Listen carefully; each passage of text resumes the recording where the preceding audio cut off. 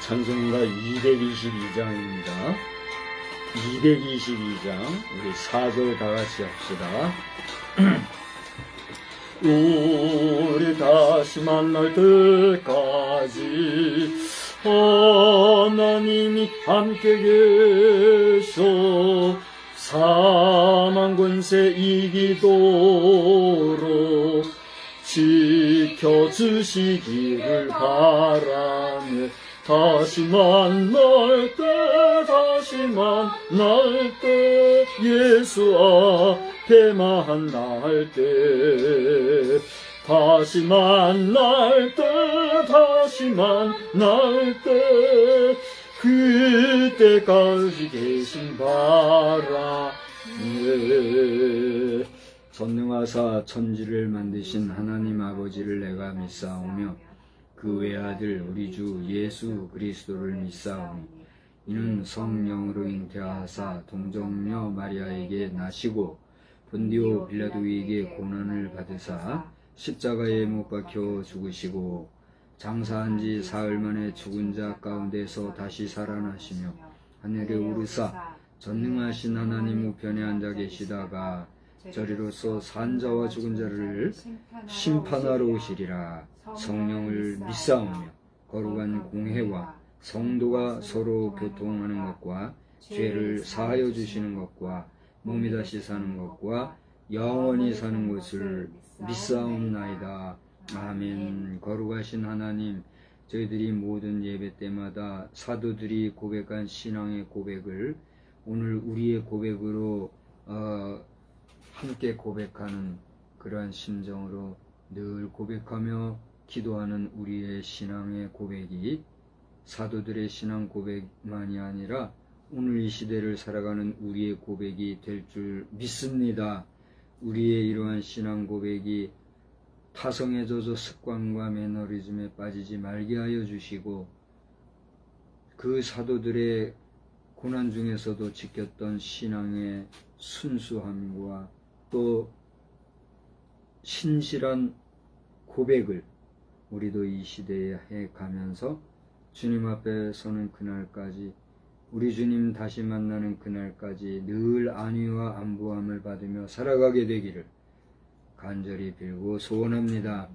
이 시간에도 원근 각처 모든 흩어졌던 성도들이 모여서 함께 주의 이름으로 모여 예배할 때에 모든 제단의 성도들마다 세우신 주의 사자들마다 신실하고 또 하나님 보시기에 아름답고 복된 제단들 되어서 이 시대가 뭐라고 말하고 이 세상이 뭐라고 말할지라도 거룩하신 하나님 안에서 거룩하게 성결하게 살아가는 신실한 우리 믿음의 백성들 다 되게 하여 주시옵소서. 이 시간에도 나라의 안위와 안보를 위하여 수고하는 사람들 일일이 지켜주시고 저들이 형식주의자들이 되지 말고 정성을 다하여 내 나라 내 조국 내 결의 내 영토를 파수한다고 하는 불타는 사명감으로 최선을 다할 수 있는 신실한 우리 결의 부치가 다 되게 하여 주시옵소서. 이 시간에도 예배의 순서마다 주님의 영이 함께 하실 줄 믿사옵고 예수님의 거룩하신 이름으로 기도드리옵나이다. 아멘. 찬송은 11장을 찬송하겠습니다. 우리 찬송 11장 부르실 때에 우리 고백하는 마음으로 하나님을 찬양하는 경배하는 그런 마음으로 함께 합시다. 홀로 한 분 하나님께 천하 만민 경배하라. 만국 왕을 다스리고 온 세상 만민 기르신다. 만국 왕을 다스리고 온 세상 만민 기르신다. 독생성자 예수님께 모든 죄인 회개하라. 세상 만민 구원하고 놀라운 은혜 베푸신다. 세상 만민 구원하고 놀라운 은혜 베푸신다. 보혜사 성령님께 모든 삶을 맡기어라. 말씀으로 도우시고 죄악을 이길 힘주신다. 말씀으로 도우시고 죄악을 이길 힘 주신다.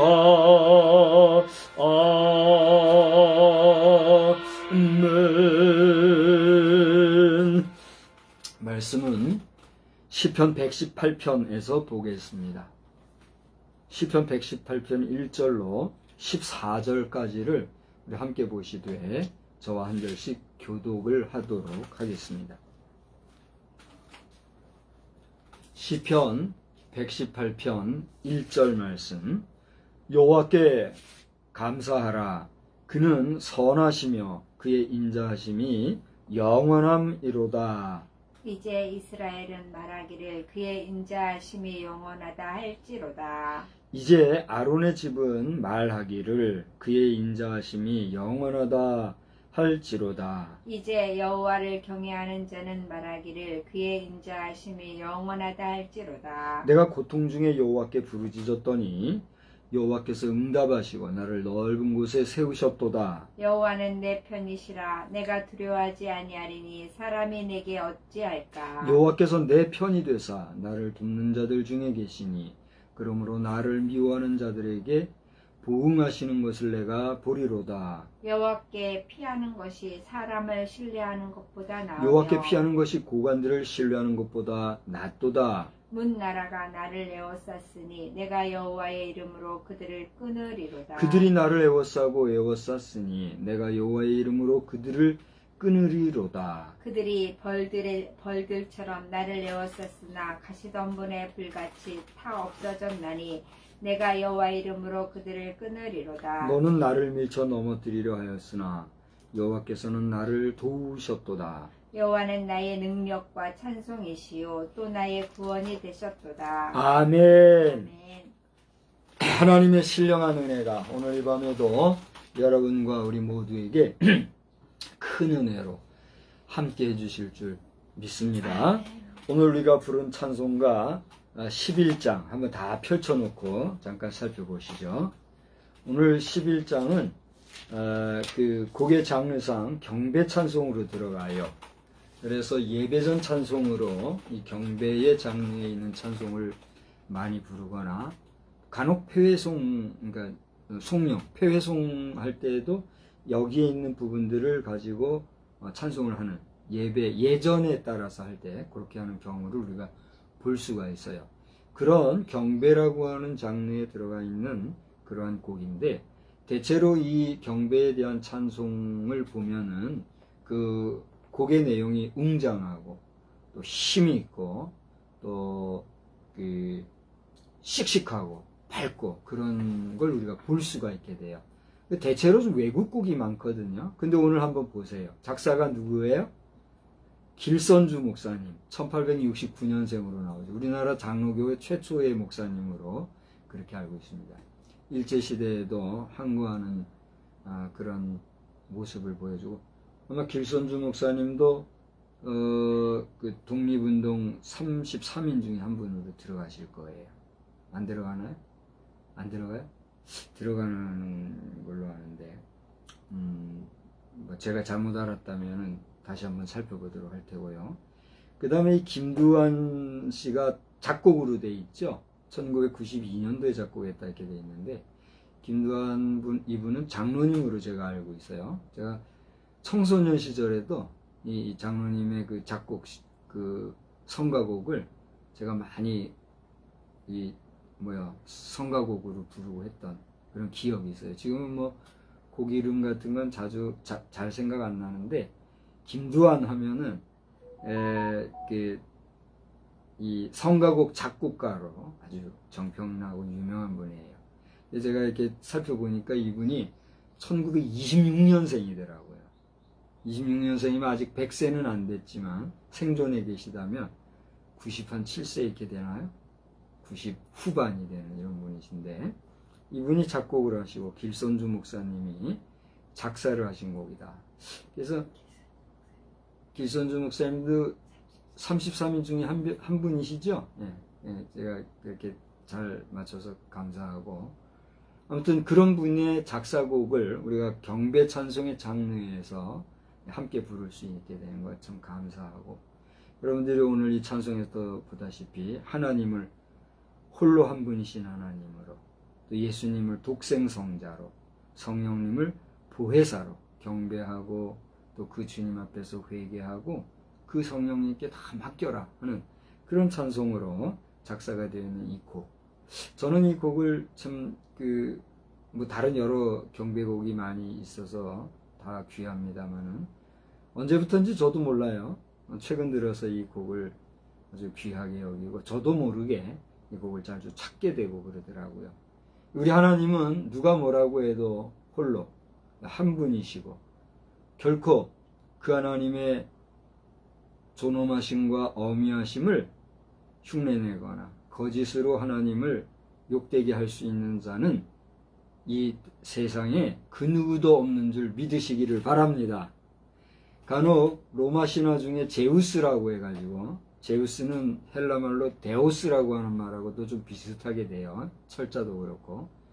그래서 로마 신 제우스를 하나님으로 대비해가지고, 로마 천지의 창조주 하나님을 로마 신의 제우스 정도로 이렇게 그려내는 로마 신화들이 간혹 있습니다만은, 이것도 인간이 만들어내고 고안해내고 지어낸, 마치 동상을 만들고 석상을 만들고 또 여러 가지 인간이 만들어 놓은 신상을 인간들이 신격화하는 것처럼, 그 제우스도 신화를 통해서, 이 이야기를 통해서 하나님을 인간의 수준으로 추락시키는 이런 것이라는 사실을 여러분 알고, 로마 신화를 통해서 배울 점, 또 교훈을 얻을 점도 많이 있지만, 그것이 우리의 창조주 하나님과는 결코 비교될 수 없는 인간 수준의 하나님에 대한 상상이다 하는 정도로 여러분이 알고, 천지 창조주 하나님, 천지의 주제가 되시는 우리 하나님의 이름을 망령되이 일컫거나 만홀히 여기는 어리석은 일들이 여러분에게 없게 되길 우리 주님의 이름으로 축복합니다. 저는 요즘 좀 신기하고 갸우뚱한 게, 성경은 그렇게 보라 해도 잘 못 보는 인생들이 이 로마 신화를 재미나게 이렇게 해놓은 것들을 그렇게 쏙 빠져서 본단 말이에요. 읽고. 그죠? 그러면서 성경에 기록되어 있는 하나님의 말씀은 도외시하고 무시하지만, 그런 신화는 사실과 같이 말이죠. 신화는 신화일 뿐이잖아요. 그죠? 그런데 그 신화를, 이 성경은 그야말로 신화를 너무 역사하잖아요. 역사라는 말 자체가 히스토리, 그의 이야기, 하나님의 이야기, 이렇게 우리가 얘기하는, 역사인 하나님은 도외시하고 인간이 만들어낸 신화는 창념하는. 그래서 바울 사도도 그랬죠. 끝없는 신화에 창념하지 마라. 디모데에게 그런 교훈의 말씀도 한 적이 있죠. 그런 이야기들을 생각을 하면서, 오늘 저는 우리 감사의 이유 점검 이런 제목으로 말씀을 전하고자 합니다. 우리 다 같이 한번 제목을 따라합시다. 우리 감사의 이유 점검. 감사의 이유 점검. 예. 오늘 우리 이 저녁 시간에는 감사의 이유를 한번 점검하자라고 하는 거예요. 오늘 본문을 통해서 그런 감사함의 이유를 점검해 보자고 하는 건데, 비행기를 타보신 분들은 알지만 비행기 탑승을 하면 무슨 소리가 나죠. 저 기장이 이게 공식적으로 이렇게 마이크를 켰을 때 그게 들리잖아요. 뭐 끄면 안 들리는데 그게 일부러 킨 건지 아니면 그냥 실수로 킨 건지는 모르겠으나, 보면은 탑승할 때부터 착석해서 이 기장 말고 승무원, 여기 여성 그 승무원을 뭐라고 그러죠? 스튜디오스 맞죠? 스튜디오하고 스튜디오스하고 헷갈릴 때가, 스튜디오스들이 이렇게 안내하기 직전까지 막 그 기내 멘트가 나오잖아요. 거기 보면 체크 이렇게 하면서 기장 부기장이 체크하는 걸 보잖아요. 그 체크하는 거를 오늘 제목을 따라 얘기하면 뭐가 되는 거예요? 한 사람밖에 없는 청중이 이렇게 집중 안 하면 커뮤니케이션이 안 돼가지고 설교자는 외롭고 딴소리 하는 거예요. 뭐 온전한 예배 드리자고요. 체크한다. 그럼 오늘 제목을 따라 얘기하면 뭐가 돼요? 점검이 되는 거죠. 우리가 하나님 앞에 감사하자 그러는데, 감사함에 있어서 점검을 해보자는 거예요. 제가 지난 주일에 맥주감사절 광고를 따로 안 드렸어요. 그래서 이번 주일이 맥주감사절인데 우리 가족들이 맥주감사절에 대해서 얼마나 생각하고 또 자발적으로 얼마나 지키고 할지 저는 모르겠어요. 교회에서도 정말 감사할 줄 모르고 하나님 앞에 드리는 맥주절의 가치와 의미를 모르면 맥주절에 임박해서 감사에 대한 설교를 하거나 또 광고하거나 이렇게 되면 그냥 부담스럽대요. 그게 이련 그래가지고 복 받기는 원하고 말이죠. 그래가지고 뭐 제대로 신앙생활 한다 할 수 있겠어요? 오늘 이 영상을 누가 몇 분이나 보게 될지 모르지만 헌금하는 일에 대해서, 하나님 앞에 봉헌하는 일에 대해서 자꾸 딴지거고 왈가왈부하고 비평적이고 부정적으로 말하는 사람들은 하나님 앞에서 배은망덕하지 마라고 저는 분명히 얘기할 수 있어요. 우리의 삶의 존재 자체가 하나님의 은혜이자, 오늘 내가 숨을 쉬고 존재하는 자체가 하나님의 은혜인데 그 하나님 앞에 우리가 다 드린들 뭐가 아깝겠어요? 그래요, 안 그래요? 근데 뭐 인간의 좁은 생각 가지고 말이죠, 뭐 교회 어지간히 생각하는 양 하면서 뭐 헌금을 하는 게 원래 안 오니 쓸데리 없는 소리라고, 이런 위장된 사단의 계략에 빠져가지고 말이에요. 근데 그런 인생들하고는 교회 안에서는 말도 섞지 마요. 제가 목사의 권위나 권위의식을 가지는 얘기합니까? 저는 성도들의 밑바닥을 아는 사람이기 때문에 성도들의 심정을 아는 목회자예요. 한번 얘기해 보세요. 그래요, 안 그래요? 제가 그런 목회자인 것 같아요, 안 그런 것 같아요? 내 아내가 인정해주면 나는 인정이 되는 거예요. 근데 인정을 못하면 나는 쓸데없는 목사, 나도 싹군 목사예요. 한번 얘기를 해봐요, 당당하게. 내가 밑바닥 성도들의 삶을 아는 목사요, 그냥 대면 그런가 보다 이런 대충 하는 그런 목사요. 한번 얘기해봐요. 인간 박성수를 볼 때, 목사 박성수를 볼 때 아내로서 어떻게 보느냐 말이에요. 확인을 내가 받고 싶어요. 인정해 주는 거예요. 내가 뭐 강조하고 강요해서 죽어 그래가지고 그렇게 하는 거예요. 장난삼아 하지 마. 나는 조부님은 목회했을지 모르지만 아버님은 집사로서 하나님의 부르심을 받은 자예요. 어머니는 권사로서 부르심을 받은 자예요. 그분들의 삶을 보았고 또 성도들의 삶을 보지 아니하고는 목회자를 볼 수 없기 때문에, 목회자를 먼저 볼까요? 성도들을 먼저 볼까요? 당연히 성도들을 먼저 보는 거예요. 그렇지 않아요? 그런 사람이 함부로 말할 수 있겠어요? 그런데 목사가 되고 보니 목회자로서의 눈과 성도로서의 눈이 있더라고. 그러니까 목회자는 어쨌든 저쨌든 성도들이 복되게 살고 잘되기 바라고 하나님의 복을 많이 받으면 좋겠다고 축복해주는 존재잖아요. 그래요, 안 그래요? 어떨 때는 아우 막 두드려 패고 싶고 막 저주하고 싶은 일도 있지만 하나님은 목사에게 그러지 말라고 했기 때문에 그럴 수도 없고 말이죠. 그런 목사가 성도들이 헌금하는 일에 대해서 이 말 저 말 할 이유는 없으나 고대 얘기한 것처럼 11조 걷더니 감사 걷더니 뭐 이러는 건 저러는 건 뭐 따지고 이런 식으로 하면서 교회에 대해서 자꾸만 딴지 걸고 교회를 불평불만 세력화하는 이런 일들은 하나님 앞에서 옳다 인정을 받을까요? 못 받을까요? 못 받는 거예요. 물론 그 심정을 알아요. 저는 헌금에 대해서 뭐 별 얘기 안 하잖아요. 그죠? 11조와 헌물이라고 하는 하나님이 직접 얘기해 주신 그 말씀 외에는 다 본인들이 알아서 하면 되는 거니까. 그렇지 않아요? 그냥 뭐 이런 헌금 저런 헌금 뭐 막 여러 제목의 목적 헌금, 과제 헌금 이렇게 만들어서 헌금을 유도하고 이끌고 하는 그런 현대 목회에 있어서 이 말 저 말 할 말이 많이 있을까요? 없을까요? 많이 있겠지요. 왜 없겠어요? 근데 제가 그런 얘기 하든가요? 안 하잖아요. 그런 모든 재반 헌금들에 대해서는 헌금자는 어떤 마음으로 해야 돼요? 이미 성경에 기록되어 있잖아요.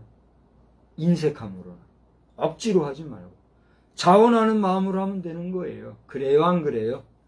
그러면 되는데 내가 안 하면 그만이지. 왜 헌금하려고 하는 자들, 또 목사들은 그거 해가지고 뭐 착복하려고 하는 거예요? 성도들 긁어 모아가지고 짜가지고 집에 부르려고 하는 거예요? 그런 자들은 저주받아서 하나님이 적당한 선에서 때리시는 거예요. 그래요, 안 그래요? 그러니까 그거는 우리가 상관할 바가 아니에요. 하나님 앞에 고발해요. 그런 목회자의 탈을 쓴 인간들은 성도 여러분들이 고발하란 말이에요. 하나님 앞에.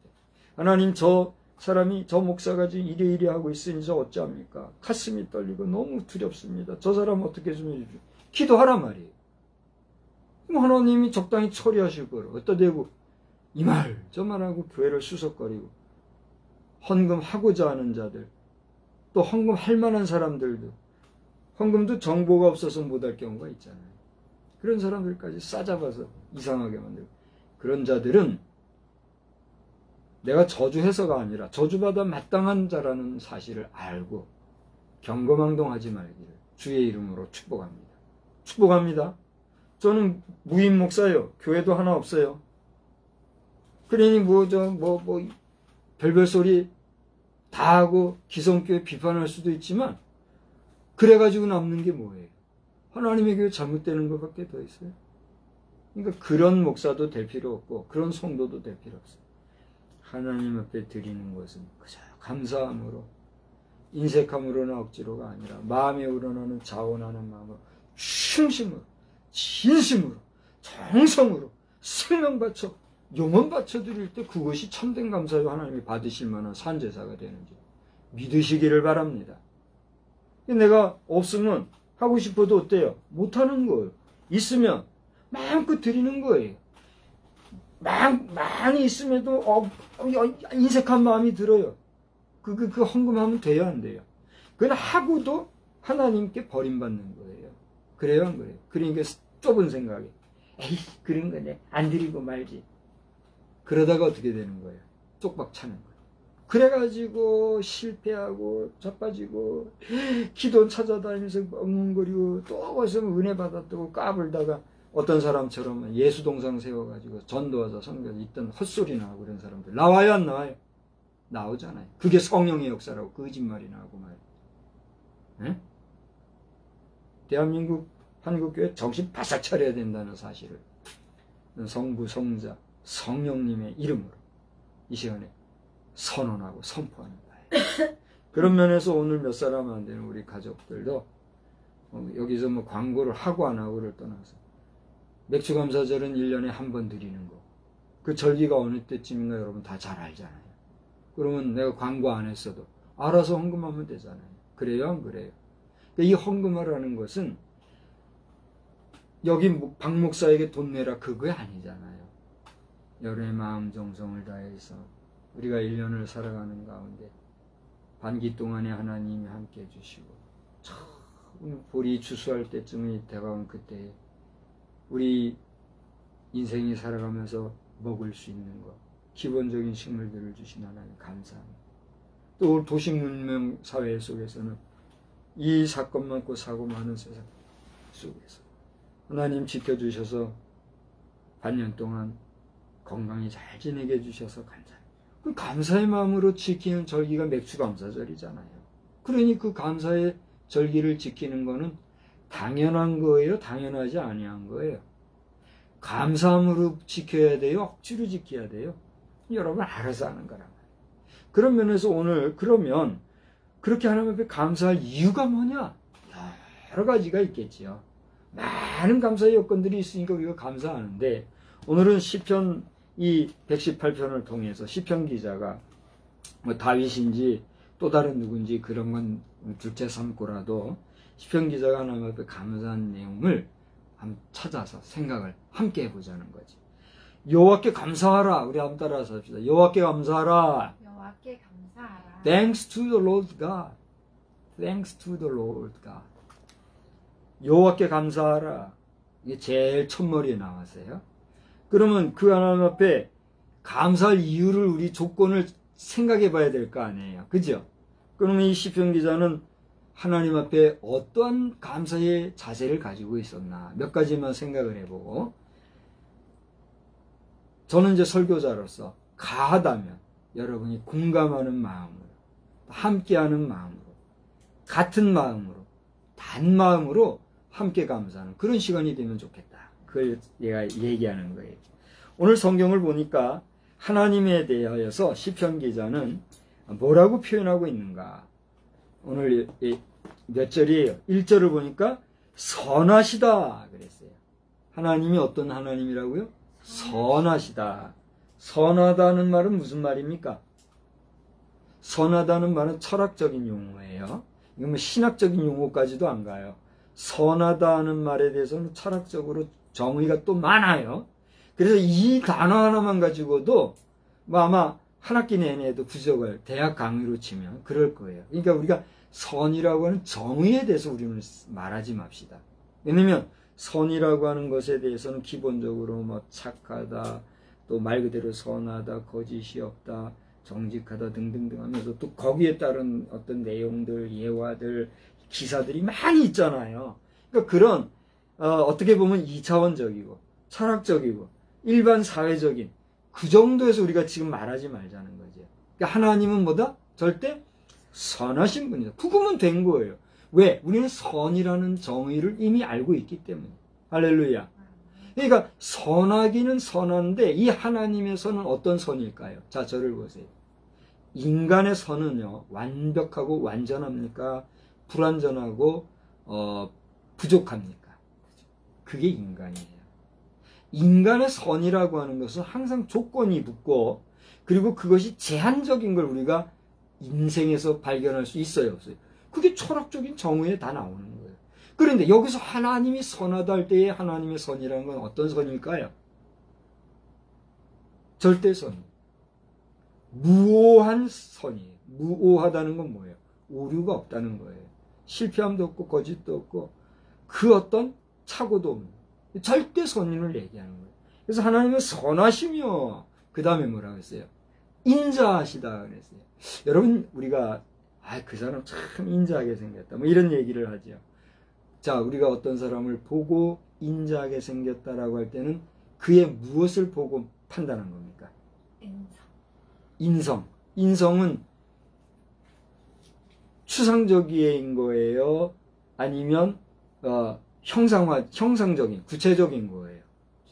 추상적인 거죠. 근데 우리는 추상적인 것은 쉽게 발견할 수 있나요? 그 심성을 보고 인자하게 생겼다 얘기한다는 거는 그 사람을 최소한 심리나 그의 인품이나 인격, 인성을 알았을 때 그 심성을 안다고 말하지 처음 보면서 그 사람 참 인자하게 생겼다 이렇게 얘기하지는 않잖아요.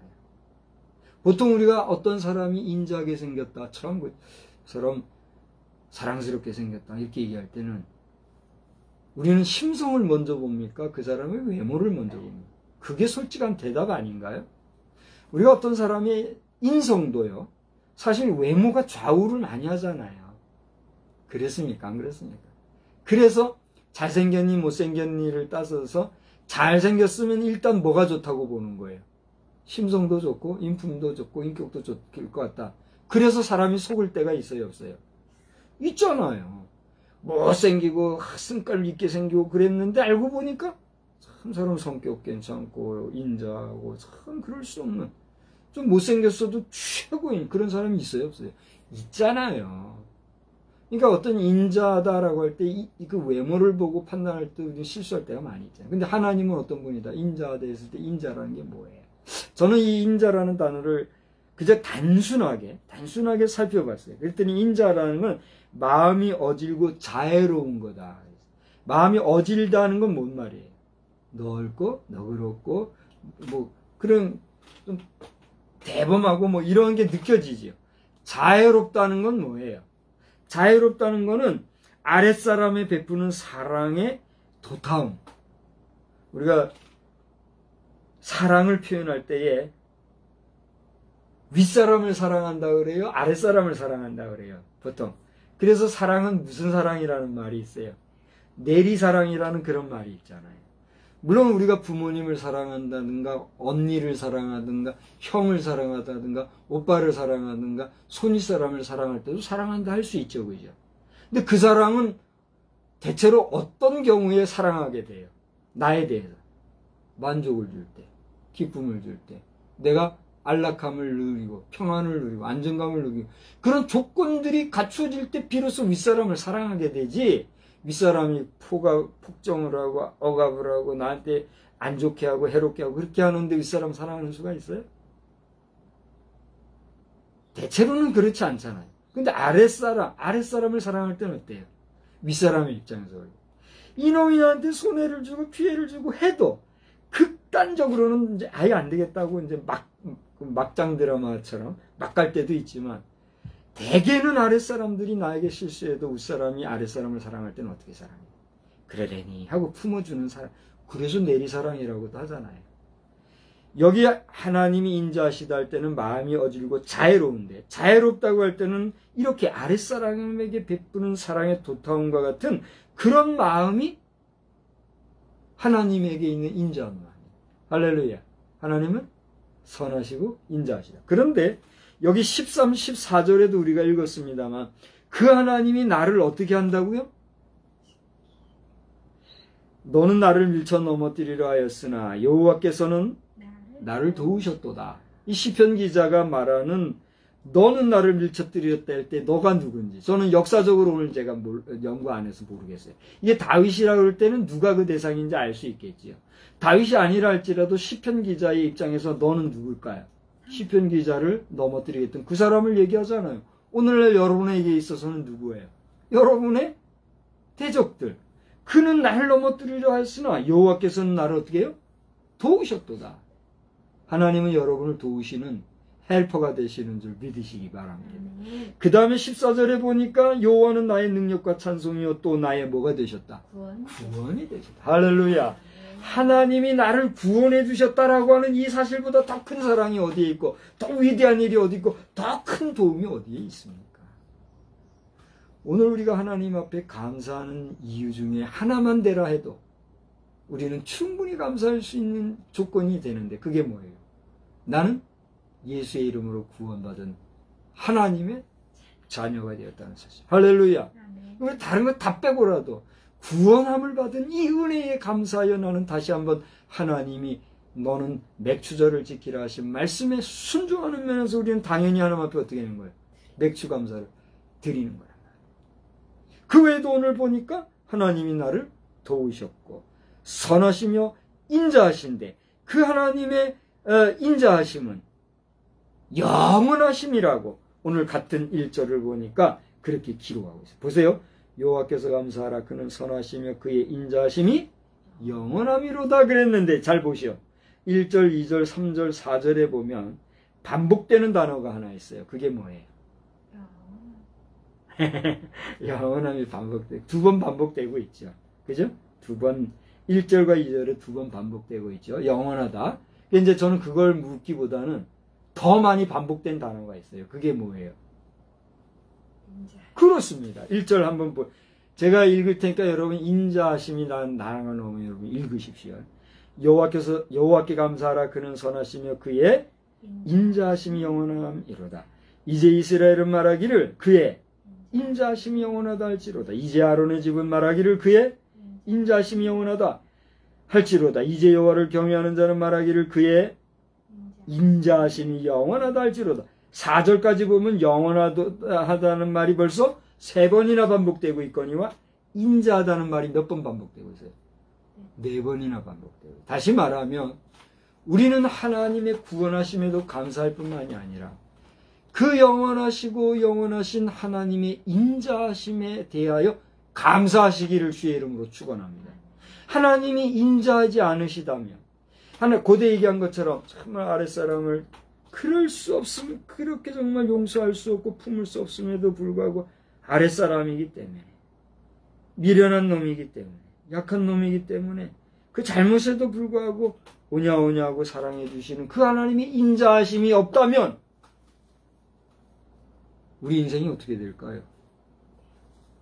구원함을 받았다 할지라도 그 하나님의 구원하심을 잊어버리고 망각하고 하나님의 인자하심을 경홀히 여기고 자행자지하고 제 길로 가게 될 때에 그의 구원이 완전할까요? 완전하지 못할까요? 신학적으로 한번 구원은 영원한 구원이다라고 논리적으로는 맞으나 그 논리는 어떤 게 전제가 돼요? 구원에 합당한 삶을 살 때가 전제가 되는 거예요. 그래요? 안 그래요? 근데 무책임하게 한번 구원은 영원한 구원이라 떠들어대는 신학은 어떤 신학이에요? 이론적 신학이에요. 지만 하는 거예요. 신학을 가정한 영혼을 파괴하는 자들의 목소리밖에 될 수 없다는 사실이에요. 그러므로 우리는 받은 바 구원을 어떻게 해야 돼요? 등한히 여기는 자들과 같이 되지 말고 흘러 떠내려갈까? 주의하라. 히브리서 말씀입니다. 기억하시기를 바랍니다. 그러므로 오늘 우리가 하나님 앞에 감사할 때는 뭘 감사해야 돼요? 하나님의 인자하심 때문에 하나님의 나를 긍휼히 여겨주시는 그 자비하심 인애하심 때문에 오늘 내가 구원의 은혜를 받은 자로서 실족할 경우도 있사오나 주여 내가 다시 깨닫고 주님 앞에 돌이키오니 나를 용서하여 주옵소서. 기도할 수 있는 근거가 되는 거예요. 할렐루야. 그러므로 여러분 이 시간에 구원받았다 했지만 자행자지하고 죄악을 행하고 하나님 보시기에 만홀히 여기고 당신 마음대로 떠나고 말이요. 말씀에서 어그러지고 교회를 비난하고 주의 종을 대적하고 그런 죄악을 지정하면서 지금 괴로움 속에 있습니까? 괜찮아요. 당신 인간이잖아. 인간이니까 그럴 수 있는 거예요. 그래요? 안 그래요? 목사라고 완전한가요? 저만 지적했지만 저 외에 이 땅에 있는 수천 수만 되는 목사들 완전합니까? 오죽하면 목사들이 잘못 살아가 비리비리하게 종교인이 되고 목사 소리 듣고 온 기독교인을 개독교인화 되게 만들고 누구의 책임이에요? 오늘 여기 있는 나도 목사 소리 들어 마땅하고 개독교 소리 들어 마땅하지만 나름의 나는 방어력이 있어요. 그리고 이겨가면서 버티면서 저요 목사로 세운 종이 잘못해서 오늘 이렇게 공교회로부터도 떨어져 있고 고독한 광야길에 있는 게 하나님의 섭리랍니다. 아버지 제가 잘못했으니 뭔 잘못했는지도 모르고 그때마다 퍼떡퍼떡 생각나게 하죠. 잘못했으니 주의 선한 일을 행하여 주옵소서. 기도하고 나가는 거예요. 목사고 성도고 구원받은 모든 성도라는 사람들 하나님 앞에서 다시 죄 지을 수 있어요? 없어요? 그런데 말이요 또 뭐 신학이나 했다고 말이요 구원받은 사람은 절대 죄 짓는 법이 없다. 이런 어디서 주워 얻어먹은 거지 같은 그걸 신학이라고 떠드는 존재들도 있으니 그게 미혹하는 자들의 말 아니에요? 그렇다고 죄 짓는 걸 합리화하는 게 아니라 그렇게 연약한 우리의 연약성에도 불구하고 하나님의 인자하심과 자비하심으로 오늘도 나를 사랑해 주시는 그 구원의 날개 아래 내가 피할 때, 오늘 저녁 예배 시간에 그 전에 그 얘기했죠. 막 이거 실제 영상을 보고 하는 얘기예요. 이 계란을 깨고 이제 막 부화한 병아리가 삐약삐약 하더니 어디론가 달려가는데 저 앞에 있는 고양이에게로 달려가더래요. 이 고양이에게 달려가는데 고양이는 ቁ벅ቁ벅 바라보고 있더래요. 이 고양이들이 여러 마리가 쫓아가서는 그 고양이 부들부들하잖아요. 그러니까 품에 들어가는 거예요. 그러니까 그 품에 들어간 고양이 병아리를 고양이가 이래 또 저기 받쳐주는 거예요. 그냥 어디서 저 수탉이 와가서는 그 꼴을 보고 있더니 꼭꼭꼭꼭꼭 하고 또 그 바라보고 있더래요. 여러분, 야생성이 있는 고양이 앞에 병아리가 이렇게 가면 웬만한 고양이는 어떻게 해요? 그냥 막 핥히고 그러잖아요. 근데 이게 배나 부르고 뭐 애완용 고양이라 그런지 모르겠지만 어린 것들이 오니까 그냥 그걸 품어주는 고양이의 품속에 들어간 병아리. 또 그걸 보고 아비 된 수탉이 껄껄껄껄 하면서 쳐다보는 그 모습을 그냥 그 직접 촬영한 영상을 안 보고 그런 말을 하면 에이 그 거짓말 같은 얘기한다 그럴 거 아니겠어요? 근데 그걸 촬영한 내용을 보니 기가 막히다. 무슨 얘기인가 하면 하나님의 날개 그늘 아래 그 연약한 이 병아리는요 연약성의 상징 아닙니까? 그죠? 생명이 있다 하지만 연약하잖아요. 보호가 필요한 존재예요. 우리 인생들 너나 할 것 없이요. 대통령 가깝게 죄송한 얘기입니다만 대통령인들 완전합니까? 국무총리신들 퍼펙트한가요? 국무위원들 모두가 다 하나님 앞에서 완전해요? 아니잖아요. 그런가 하면 참 민초들 할 거 없이 너나 할 것 없이 우리 인생은 하나님 앞에서 어떤 존재예요? 유약하고 연약한 존재 아닙니까? 죄 지을 수 있고 그런 연약한 존재인 우리가 인자와 자비의 나래를 펼치시고 오라 내게 오라 수고하고 무거운 짐진 자들아 다 내게로 누구든지 내게 오면 내가 쉬게. 그 주님의 날개 품 아래 피하는 자들을 하나님은 어떻게 하셔요? 품어주시는 거예요. 그래요 안 그래요? 근데 그거 답답하다고 싫다고 제 길 가고 하다 보면 뭐가 날아다니는 거예요? 솔개가, 독수리가, 매가, 채가, 뱀들이, 온갖 짐승들이 오는 거예요. 제가 오늘 그 영상을 봤어요. 오늘 이런 설교하라고 영상을 보여주시나 봐요.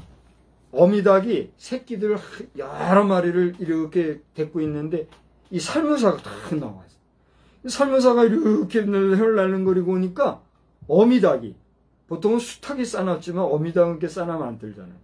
근데 어미닭이 새끼를 보호하느라고 헐깃질 하면서 그런데 이 뱀이 끔찍을 못해요. 그래 이제 어미닭이 얼랄라 이렇게 해가지고 새끼 닭을 안전한 데로 피하게 한 다음에 방어하면서 점점점 피하더라고. 그러니까 이 뱀이 어쩔 줄 모르고 서 있는 그런 모습을 봤어요. 무슨 얘기하려고 얘기를 했는지 모르겠어요. 우리 하나님 품을 떠나면 그렇게 덤벼드는 그런 짐승들 앞에 그걸 막아주는 어미닭과 같은 방어막이 되어주는 하나님의 방어막이 없으면 그 새끼들이 어떻게 되겠어요? 순간 한 입에 꿀꺽 들어갈 거 아니겠어요? 악한 사단마귀는 할 수만 있으면 택한 자라도 우리 구원받은 자들이라도 구원받았다는 심령들이라도 어떻게 하려고요? 삼킬 자를 찾아 들어 다닌다 그랬잖아요. 우는 사자와 같이. 그러니 구원받았다고 하는 구원받은 은혜로 만족하고 거기서 감사를 잃어버리고 또 자고하고 교만하여서 구원과 상관없이 지가 하나님 노릇하려고 하는 이런 오만한 자리에 있는 자아를 우리가 성찰하지 못하면 미안한 얘기지만 그 구원은 헛될까요? 헛되지 않을까요? 헛된 거란 말이에요. 그래서 성령께서는 말할 수 없는 탄식으로 오늘도 우리를 위해서 우리가 빌바를 알지 못할 때도 우리를 위해서 기도해 주신다. 할렐루야. 그러므로 여러분이 성령의 사람이냐 성령 받지 못한 무늬만 성도라 이름하는 자냐? 라고 하는 것은 구원과 직결된 문제예요? 아니에요? 직결된 문제라는 거예요. 그래서 아무리 교회 안에서 중직을 가지고 교회 안에서 어른 노릇을 한다 할지라도 성령 받지 못한 자는 헛일이라 말이에요. 그러니까 그 하나님의 인자하심과 그 영원하신 인자하심 앞에 감사하며, 특별히 이제 마지막 정리하고 마치려고 그래요. 6절 7절에 보니까 그 여호와는 누구 편이라 그랬어요? 내 편이에요. 여호와께서 내 편이 되사 나를 돕는 자들 중에 계신다. 제가 예배 전에 아내에게 물었어요. 여봐요, 당신은 내가 남편인 것 같아요? 내 편, 당신 편인 것 같아요? 그랬더니 뭐라고 대답하는지 아세요? 뭐 차마 부끄러워서 말 못하겠습니다 라고 얘기하면 이미 답이 나왔겠죠? 저도 남편이에요. 우스갯소리로 부인들이 자기 남편을, 아유, 내 남편은 남편이야, 남편. 남의 편이야, 남의 편. 그렇게 말하는 줄 알았더니 대부분의 부인들은 자기 남편, 허스번드가 남의 편이라고 생각들 하는 경향이 있나 봐요. 뭐 할 수 없죠. 남편 된 자들이요, 내 아내 알기를 연약한 자로 알아서 그리스도의 교양으로 사랑하라고 하신 그 말씀을 지켜야 되는 것 같아요. 근데 어떤 남편치고 남편 되고 싶어하는 남편이 있겠어요? 그죠? 어쩌면 다른 얘기를 했습니다만 남편, 내 편 뭐 이런 얘기를 하는데, 여기서 말하는 남편은 그런 남편이 아니지만 여기 내 편이라는 말이 있어요. 내 사랑하는 남편도 남의 편과 같이 내 편 안 들고 할 때 서운하는 부인들이요, 당신들의 남편은 남의 편이 되는 남편이지 모를지라도 여러분의 참 남편이자 여러분의 영원한 당신의 편은 누구요? 혼은 그걸 아시고, 나 아내 된 자들은 남편을 남의 편만으로 생각하지 마요. 그 사람이 참된 내 편이 되도록 여러분이 주의 교양과 주의 사랑으로 남편을 사랑하시기 바랍니다. 또 우리 남편들도 마찬가지예요. 아내들에게 소외당하고 무시당하고 할 때가 있을까요, 없을까요? 저 무시하거나 나 소외시킬 때 있어요, 없어요? 뭐 없었다면 다행이에요. 그러지 말아주시기 바래요, 마지막 가는 날까지. 중요한 건 뭐냐면 우리 남편들도 그런 경우가 많대요. 그래서 최악의 경우는 어떻게 돼요? 아내하고 갈라지는 이런 일들도 있잖아요. 고독하고 외롭게 혼자 지내는 남편들, 어쩌다가 부부관계마저 깨지는 배신감 속에 살아갈지 모르지만, 그럼에도 불구하고 하나님은 당신의 편을 들어주시고 영원히 죽을 수밖에 없는, 꺼지지 아니하는 지옥불로 들어갈 수밖에 없는 우리 인생을 구원해 주셔서 오늘 여러분이 주 예수 이름으로 하나님 아버지의 아버지 되심을 영접하고 그 아버지 품에 안기면 영생복락을 하나님의 자녀의 백성으로 마지막 주 앞에 들림받게 될 줄 믿으시기를 바랍니다.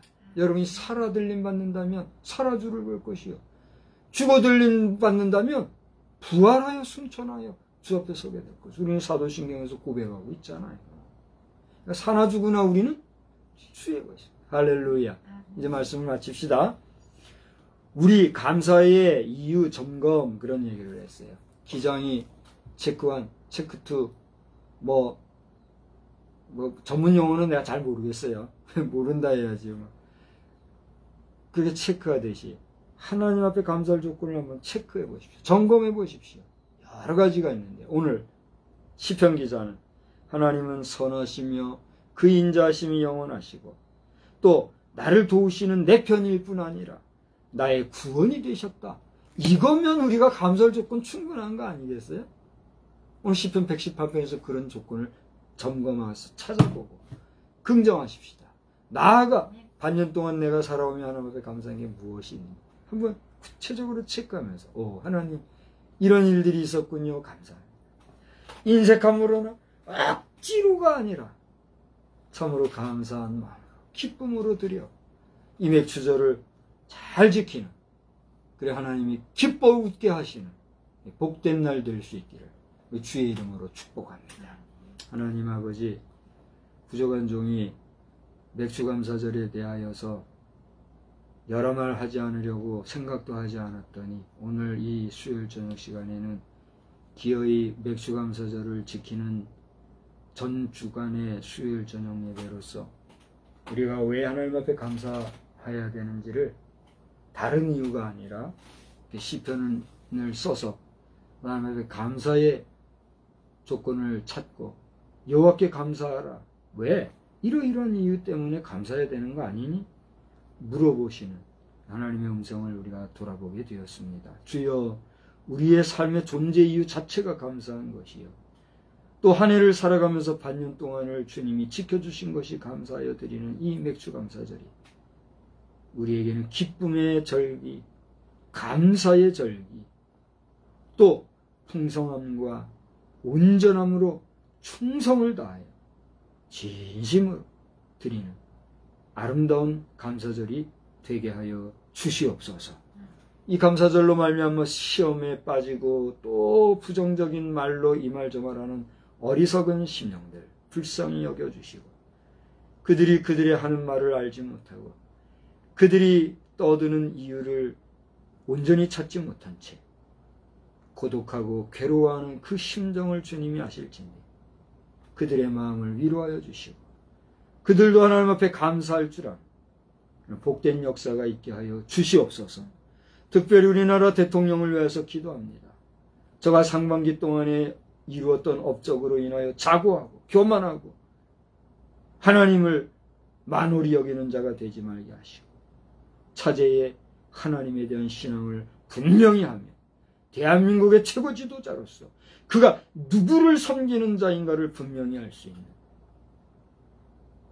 목적을 분명히 하는, 존재의 이유를 분명히 알 수 있는 믿음의 온전한 지도자, 참 지도자, 위대한 대통령으로 그의 임기가 마치는 날까지 하나님께서 그를 지키고 보호하여 주시옵소서. 이 나라 국민들의 더 많은 사람들이 하나님 앞에 감사하는 일들로 넘쳐나는 역사가 있기를 소원하고, 그러할 때에 주의 종들이 종교인이 아니라 주의 종들로 다시 한번 인정을 받는, 명예가 회복되어지는 이러한 일도 이 땅 대한민국에 넘쳐나게 하여 주시옵소서. 예고되어 있는 동성애자들의 광란의 향연이 멈춰지게 하여 주시고, 저들의 죄악과 잘못을 깨닫고 정욕과 죄악에 물든 마음이 깨끗이 씻어져서 눈과 지향털같이 깨끗하여져서 잘못된 것을 고집하고 그것을 인권이라는 이름으로 포장하여 더 많은 후세대와 이 시대의 젊은이들과 외롭고 고독한 심령을 호리는 일이 더는 활개짓하지 못하도록 주여 도와주시고 역사하여 주시옵소서. 이를 방어하며 최일선에서 수고하는 용장, 용사들을 주님 기억해 주시고, 저들 또한 오만하지 말게 도와주시고, 저들 속에 예수상을 만들려고 하는 자들이 있사오니 먼저 그것부터 저들이 회개하고 돌이켜서 이런 정신머리를 가지고 무엇을 한들 무엇이 바로 잡히겠는가, 통탄하며 돌이킬 수 있는 역사도 있게 하여 주시옵소서. 이 밤 우리에게 단잠 주실 줄 믿사옵고 예수님의 이름으로 기도드리옵나이다. 아멘. 우리 635장을 부르시고 우리 주님 가르쳐주신 기도, 우리 찬송 부르시고 폐회하겠습니다. 오늘은 이 찬송을 부른 후에 주님 가르쳐준 기도로 대체하고 예배를 마치도록 하겠습니다. 635장입니다.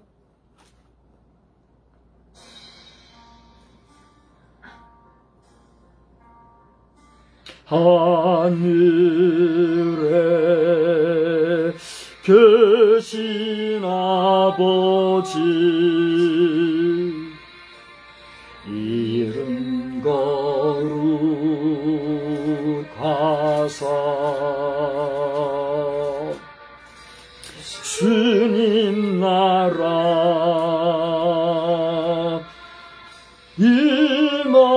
하시고 뜻이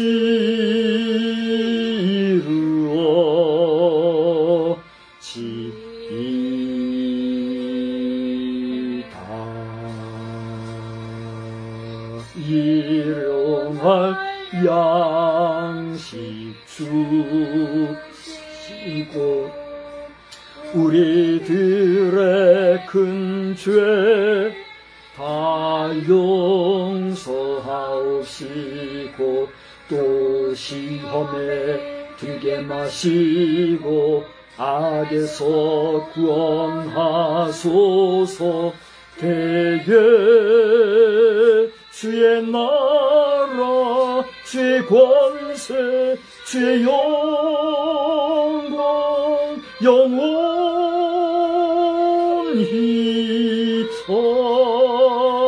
아멘.